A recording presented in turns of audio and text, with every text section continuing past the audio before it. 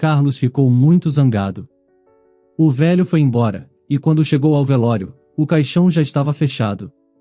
A despedida já havia acontecido antes. O velho se aproximou do caixão, o abraçou com os braços e pressionou sua bochecha contra ele. Carlos apertou o rosto contra o caixão com seu aparelho auditivo no volume máximo. Embarque nessa história emocionante agora. E se você já conhece o nosso canal, e quer nos ajudar a continuar te emocionando com mais vídeos, peço que nos ajude apertando o botão de gostei. Vamos ao vídeo. Querida, por que você não mostra para o seu avô o que você tem aí? Perguntou Carlos à sua neta.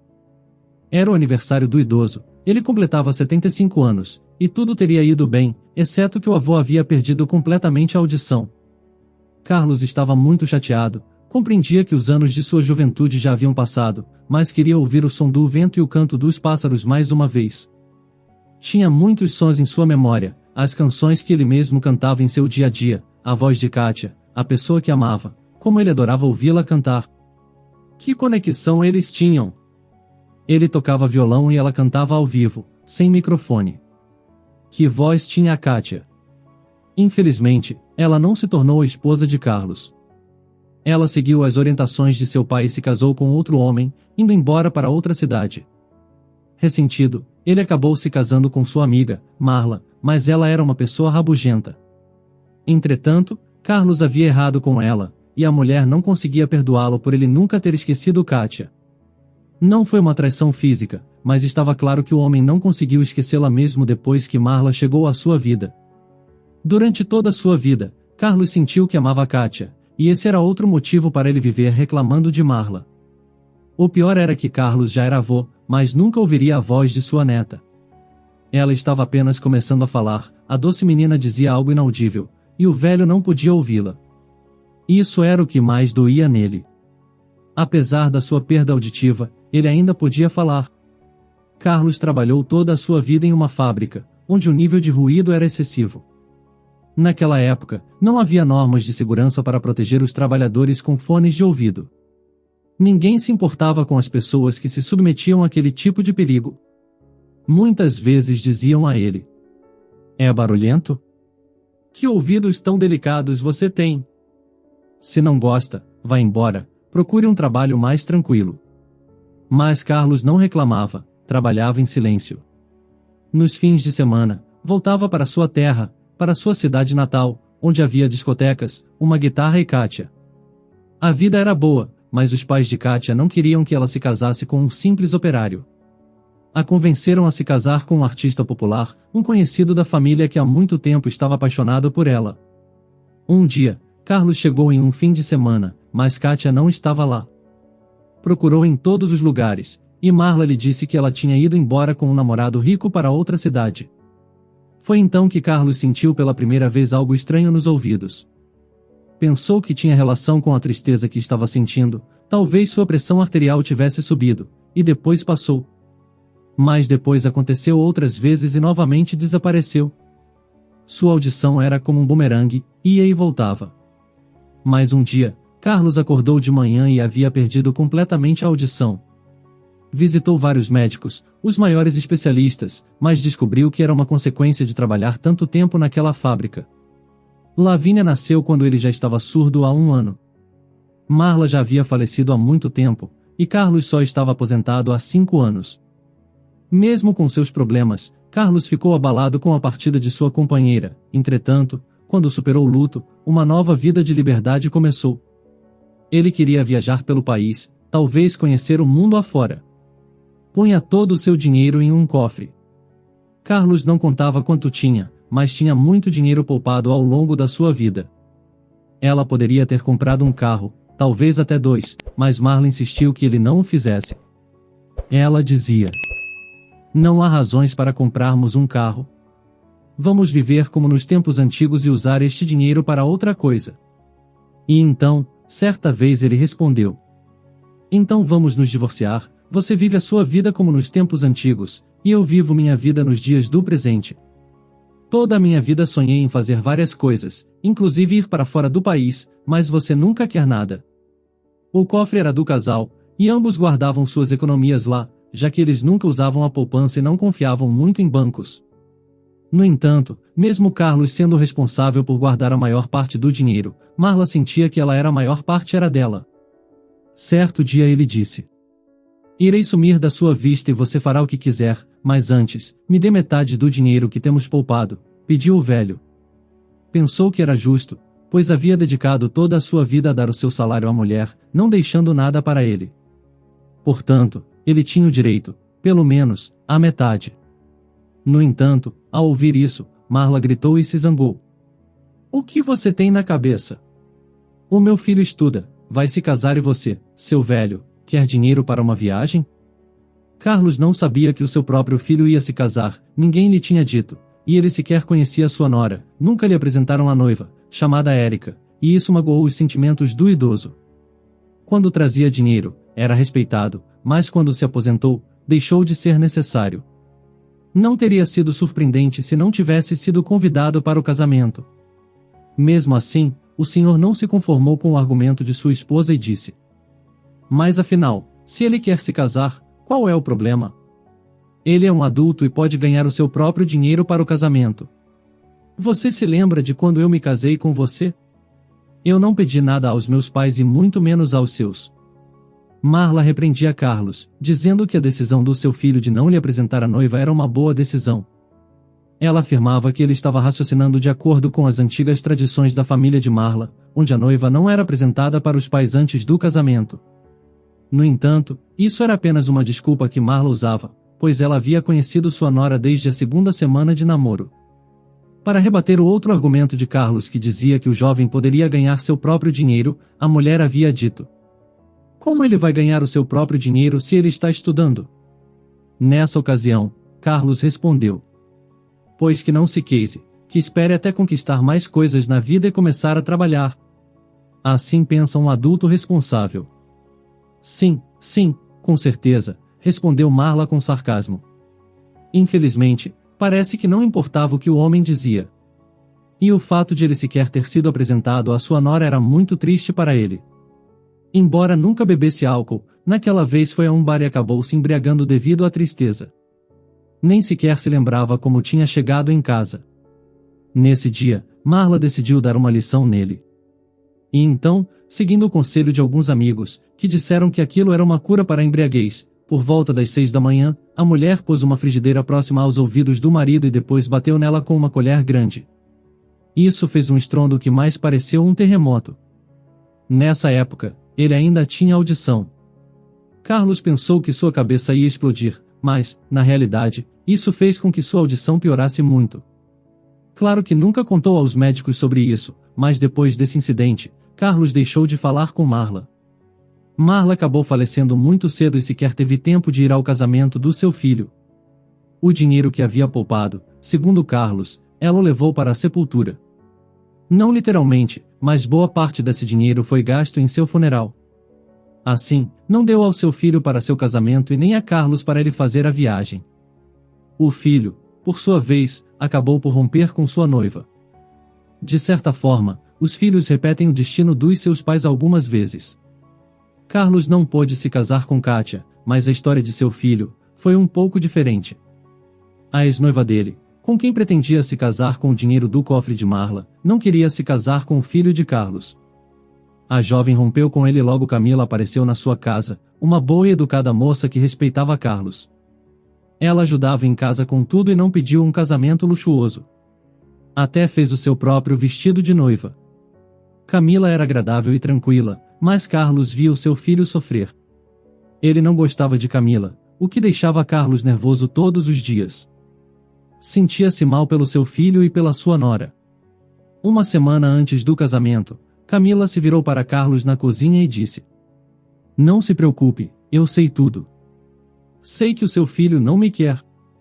"Mas o que você sabe isso?" perguntou o idoso assustado, e ao mesmo tempo, preocupado com os sentimentos daquela jovem. "Eu puxo assunto todos os dias para conversar e ver se ele está bem, no entanto, seu filho não diz nada, é como se ele não gostasse de mim. Parece que ele sente saudades da garota que veio antes de mim." Camila carregava a tristeza no olhar ao dizer isso.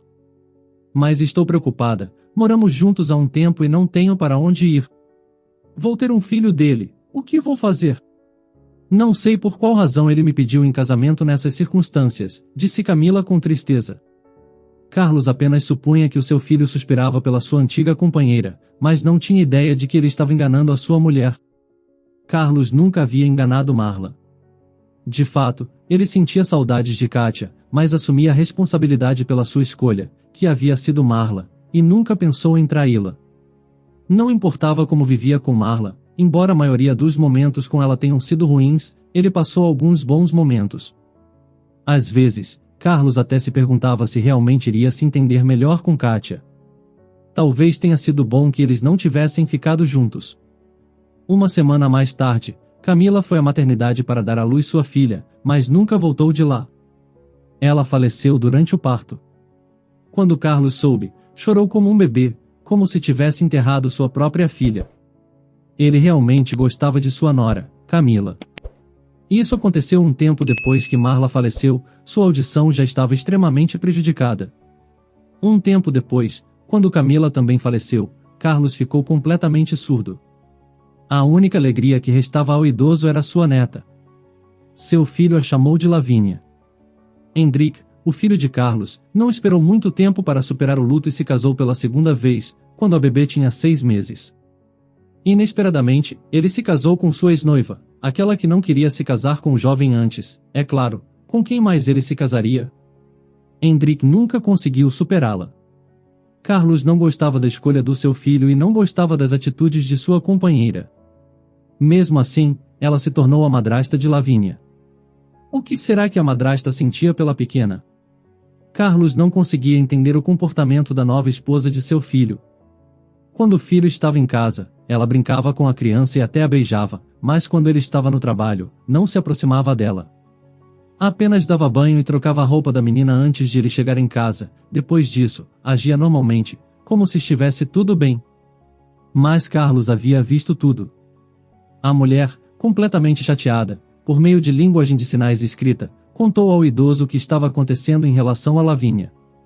Segundo ela, todos ficavam Lavínia, Lavínia, Lavínia, para todos os lados, mas ela também podia gerar um bebê. Porém, Hendrik não queria ter outro filho e não queria correr o risco de sua companheira perder sua boa aparência depois de uma possível cesariana. Além disso, ele perguntava por que ela queria ter outro bebê, já que havia uma criança que sequer saberia quem era sua verdadeira mãe. Hendrik disse que só quando Lavínia fosse mais velha, ele contaria tudo sobre sua verdadeira mãe, Camila, que realmente amava, mas faleceu.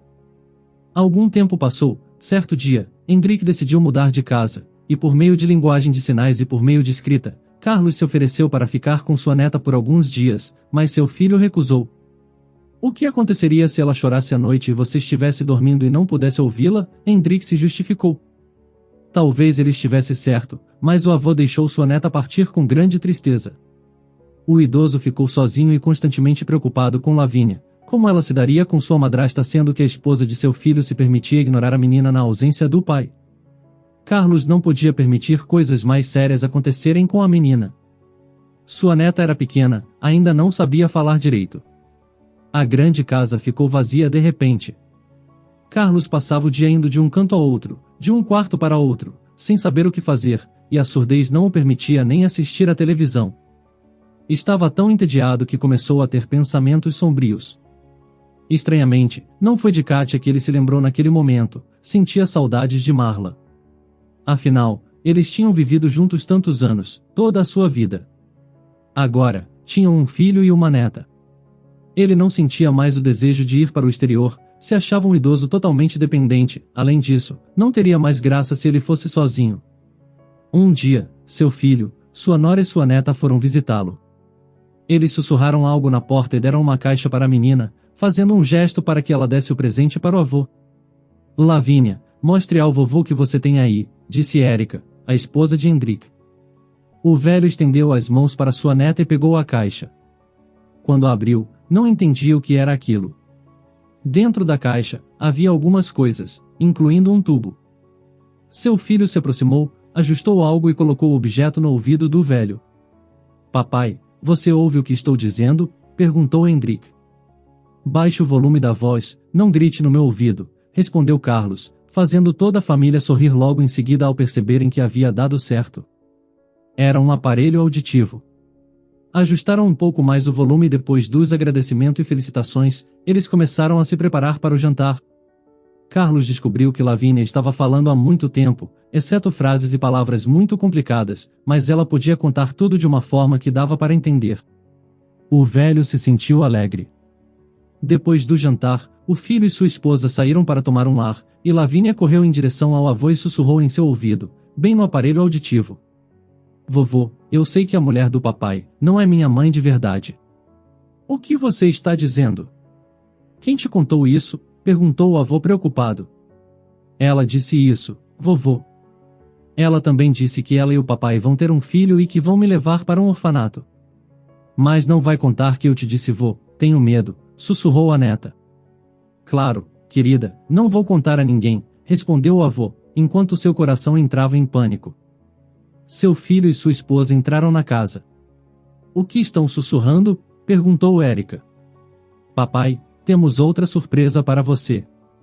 "Ouviu bem?" perguntou Hendrik. "Ouvi muito bem. O que é?" disse o velho e pensou consigo mesmo que seria melhor não ter ouvido o que sua neta havia lhe contado. "Estamos prestes a ter um novo membro na família. A Érica está esperando um bebê. Você terá um segundo neto." "Você está animado", disse Érica. "Estou muito feliz", tentou sorrir o avô, e então acrescentou: "Seria melhor se Lavínia ficasse um tempo comigo, não é verdade? Assim você vai poder se concentrar melhor na gravidez de Érica, meu filho." "Relaxe, podemos cuidar dela, todos os pais conseguem cuidar de 2 filhos."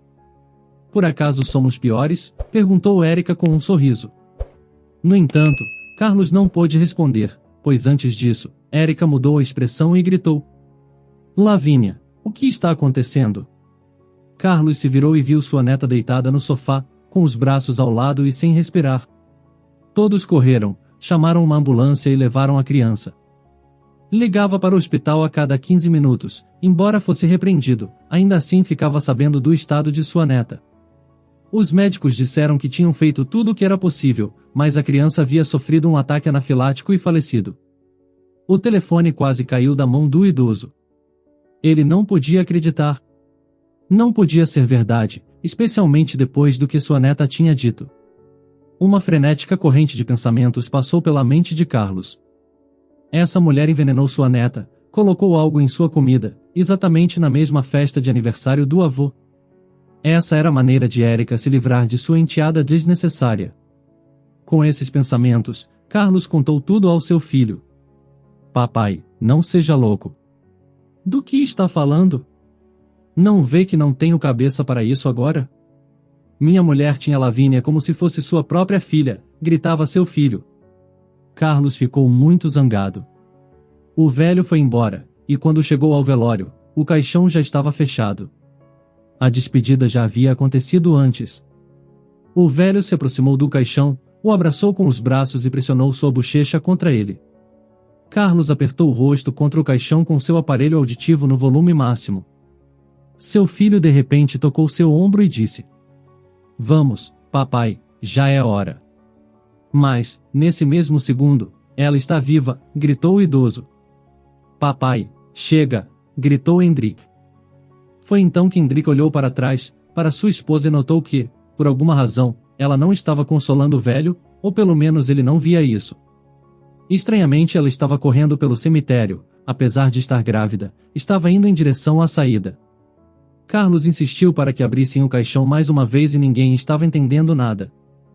Finalmente abriram o caixão, e inacreditavelmente, Lavínia estava viva. Abraços, choros e expressões de surpresa tomaram conta do local naquele momento. Hendrik nem teve tempo de correr até sua esposa. Pouco tempo depois, eles descobriram que Carlos havia acertado sua dedução de antes.